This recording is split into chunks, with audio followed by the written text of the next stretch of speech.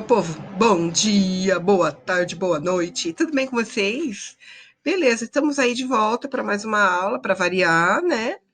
E aí vamos lá então, gente. É a aula de língua portuguesa para o nono ano, meus amorzinhos, aula 28. E o gênero textual cordel. Gente, a nossa aula agora vai ser razoavelmente curta, infelizmente, né? Tem muito assunto para se falar sobre o cordel, mas a gente vai voltar nesse assunto depois, tá bom? Então se liga aí. Eu sou a professora Nina e estou com vocês para mais uma aulinha. Vamos embora!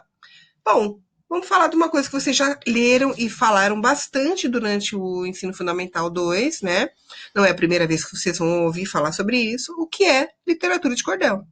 Então, olha, a literatura de cordel é uma manifestação literária tradicional da cultura popular brasileira, mais precisamente do interior nordestino, tá? Embora a gente saiba que tenha cordel em várias outras regiões do Brasil, é porque ela é disseminada a partir do Nordeste, tá?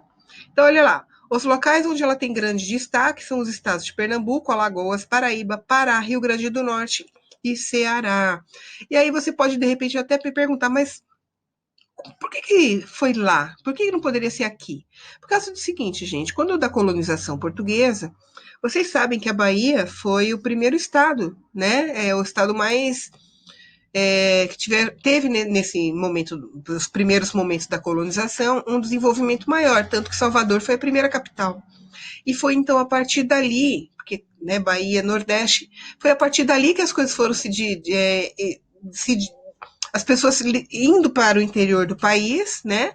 E aí, a partir disso, né, esse tipo de literatura, originalmente ele vem da Europa, de Portugal, foi trazido para cá, e aí foi difundido. E aí pegou de uma tal maneira tão bem ali, e aí, lógico que depois com temas regionais, né, da, da cultura local, de como as coisas foram se desenvolvendo, e aí ficou tão bem fixado ali que virou uma característica da região, tá? Então é muito difícil você conseguir falar de literatura de cordel sem imaginar sertão, nordeste, lampião, esses temas que são muito usados, beleza?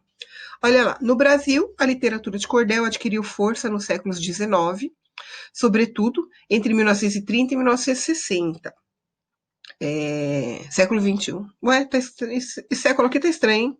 Mas enfim, realmente, durante o período da colonização, ele foi pegando força, e aí depois, já no século XX, acho que é isso que está errado aqui, começou a ter uma força muito grande, né, a partir de 1910, 1920, 1930 para frente.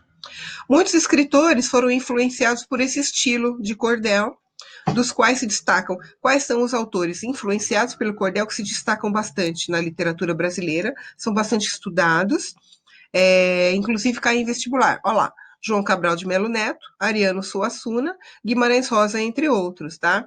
O João Cabral de Melo Neto, ele tem um poema maravilhoso que chama Morte e Vida Severina, todo feito, se vê a influência ali da literatura de cordel é bem forte, a gente percebe. O Ariano Suassuna, que é o que escreveu o Alto da Compadecida, entre outros. Se você pegar o texto do Alto da Compadecida, você vai ver que ele é muito baseado na literatura de cordel. O original dele, lógico. Guimarães Rosa também tem poemas, tem textos, etc. E outros autores também, ok? Dizendo, gente, eu tenho que dizer aqui que a literatura brasileira, a original, a tradicional, é extremamente rica, é extremamente interessante. Tem muita coisa linda ali para você ler. Então, quem gosta de ler, corre atrás dessas coisas.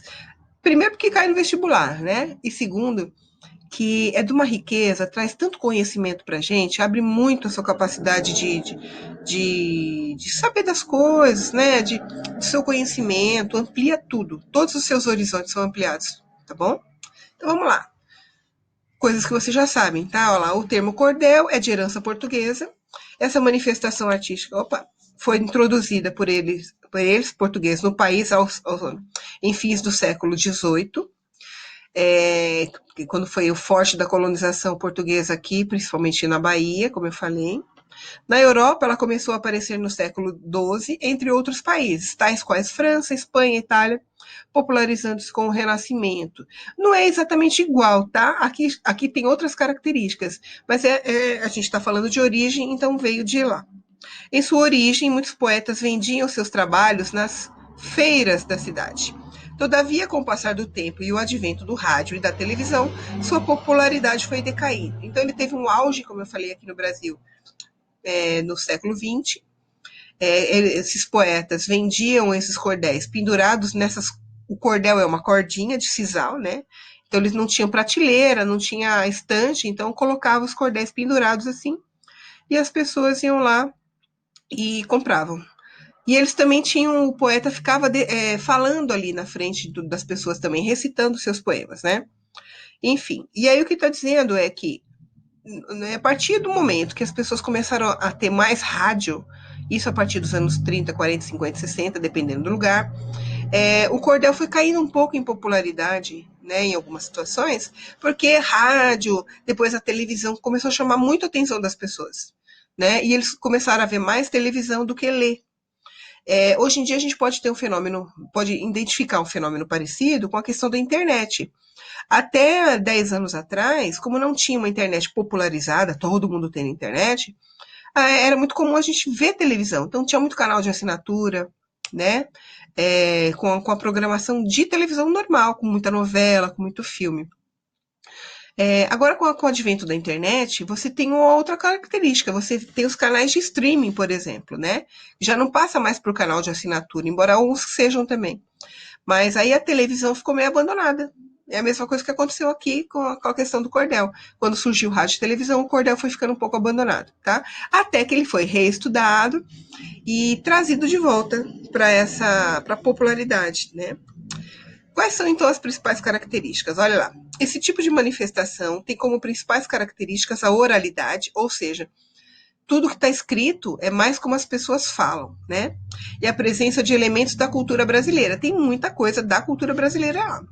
Sua principal função social é de informar e, ao mesmo tempo, que diverte os leitores. Tem umas muito engraçadas, né? Imagina, eu fico imaginando esses poetas falando isso mesmo, né? Os próprios criadores dos cordéis. Desculpa. Eles lendo e recitando aquilo pra gente. Deve ser muito legal. Oposta à literatura tradicional, impressa nos livros, a literatura de cordel é uma tradição literária regional, certo? Por que regional? Porque é muito característica da região Nordeste. Sua forma mais habitual de apresentação são os folhetos, né, os cordeizinhos, pequenos livros com capas de xilogravura, que ficam pendurados em barbantes ou cordas, e daí surge seu nome. Xilogravura é a principal característica do cordel, assim, e ela tem um encanto todo próprio. Eles fazem aquelas ilustrações que aparecem no cordel de forma bastante manual. Então, é como se pegasse, vamos supor, eu vou pegar aqui meu celular, né? Aí você faz uma pranchinha de madeira, como se isso aqui fosse uma pranchinha de madeira. Faz um desenho aqui esculpido na madeira, só que é ao contrário, como se fosse um carimbo.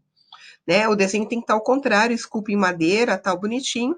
Passa a tinta aqui, opa, caiu. Passa a tinta no desenho, e aí carimba em cima da página onde você quer ilustrar, né?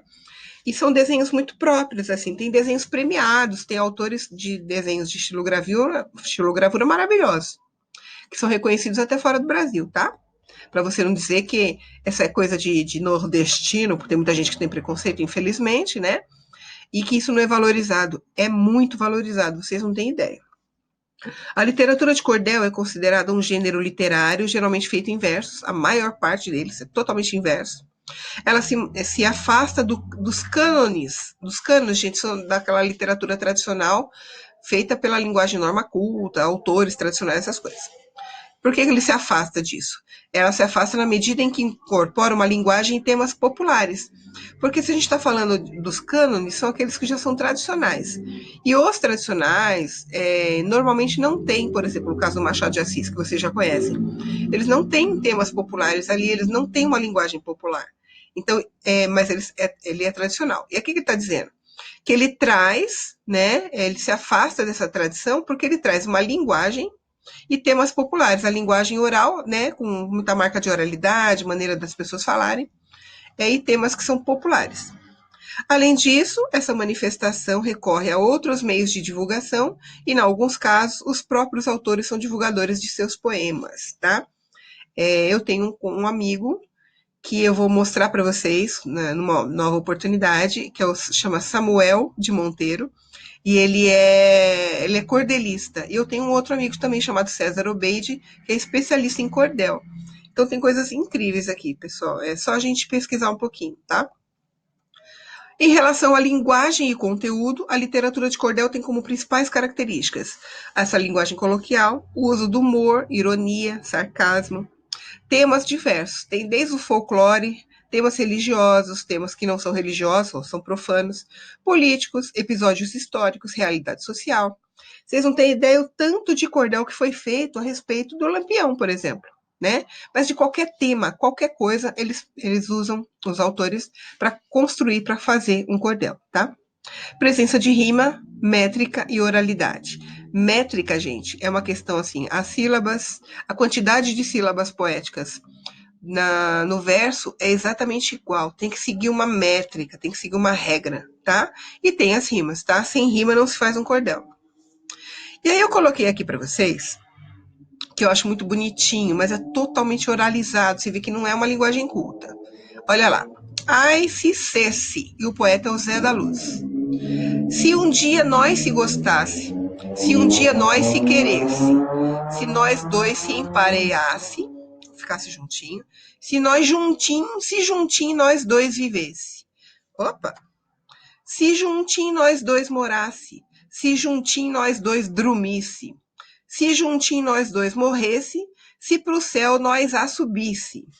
Mas, porém, acontecesse de São Pedro não abrisse a porta do céu e fosse te dizer qualquer tolice, e se eu me arriminasse, ou seja, ficasse nervoso, e tu, como eu, insistisse para que eu me a resolvesse, e a minha faca puxasse, e o bucho do céu furasse, talvez que nós dois ficasse, talvez que nós dois caísse, e o céu furado arriasse, e as virgens toda fugisse. É muito bonitinho, né, gente? E eu deixei aqui embaixo um link para vocês olharem. Tem uma banda nordestina que eu adoro, que chama Cordel do Fogo Encantado. E ele tem aqui, nesse caso, tem um pedacinho recitado pelo Lirinha, que é o vocalista da banda, tá? É uma maravilha, uma gracinha. Eu gostaria muito que vocês ouvissem, tá bom? Bom, quais são os principais cordelistas que a gente tem no Brasil? A gente tem o Apolônio Alves dos Santos, o Cego Aderaldo, José Alves Sobrinho, Homero dos Reis do Rego Barros e o Patativa do Assaré, que para mim é um dos maiores que existem, eu acho que é o mais conhecido, tá? Existe também Pinto do Monteiro, esse Samuel do Cordel, do Monteiro que eu falei para vocês também. Existem outros, tá? Mas esses são referência, gente, principalmente Patativa do Assaré. Bom, a gente volta nesse assunto numa nova oportunidade, porque é um assunto bem gostoso, bem legal. E aí vocês vão fazer as atividades, então, aqui, ó, da página 48 a 54. E, gente, deixei errado aqui. Esquece essas tarefas aqui, caderno de atividades. Esquece isso aqui que tá errado, isso aqui, tá bom? Esqueci de tirar. Eu não vou fazer isso agora, mas fiquem avisados. Não é para fazer nada. Isso aqui é outra coisa, tá bom? Então é isso, pessoal. Um beijo para vocês. Até a próxima aula.